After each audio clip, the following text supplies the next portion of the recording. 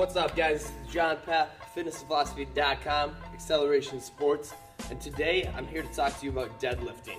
Now, everybody knows if you want to be strong, you got to deadlift, right? But I'm going to show you some different techniques and setups to make sure you're safe while you're deadlifting, you get the most out of it, and get as strong as possible from what you're doing. So, let's get started. Now we're going to go over grip. Here I'm going to be doing a double overhand grip. Now this is great, but if you get into higher weights, you may run into the problems holding on to it with this. So then we're going to move to a mixed grip, one under, one over. But it's important to remember every set you want to alternate sides here. So switch your hands over the next set, just like this, just so you keep everything even.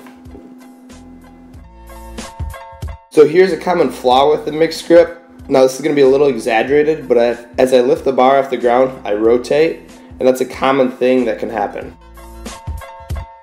So here we're going to show how to lock the lats in and that back in. You want to keep the back tight the whole time. You reach under the bar, boom, squeeze those lats tight, squeeze that upper back, and pull. Now I'm going to talk about hips. On this first rep, I'm really going to shove my hips forward, squeezing my glutes together at the top as hard as I possibly can. You'll notice the bar speed's pretty good. Now in this next rep, I'm not going to on purpose, and you'll find I also overextend at the top. So another variation you can do is changing stances. So here's conventional, feet are narrow.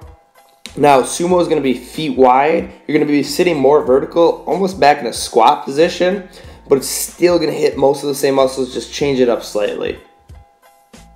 Alright guys, so now I want to talk to you about a few things that can't really be shown. They're more of internal cues that you can use to lift better with better technique, stay tighter.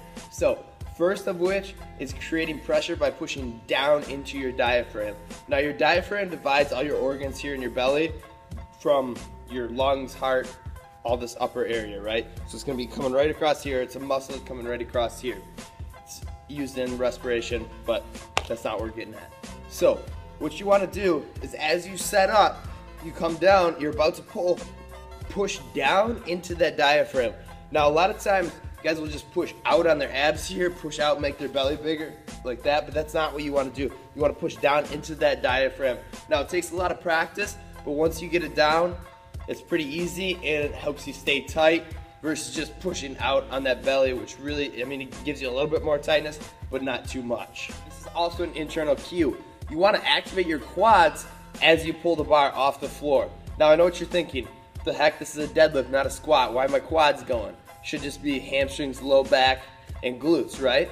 Well, actually, a correct deadlift will also activate the quads a lot. So how you want to think of this is as you set up, you want to, once you find your correct foot position, you want to shove your feet into the ground as hard as you can before you even get to the bar. So as I'm set up here, I'm pushing down, I can feel tension in my quads. Then when I come down to the bar and start to pull off the ground, I'm still pushing those feet into the ground as I extend my hips forward and then eventually lock it at the top. If you do this correctly, you will also feel the deadlift in your quads, not just the posterior chain. So there you have it, guys. There's your techniques and cues to improve your deadlift. Now, if you have any questions at all, feel free to email me. And also check us out on social media, Acceleration Sports, and Fitness and Philosophy. Remember, chase it.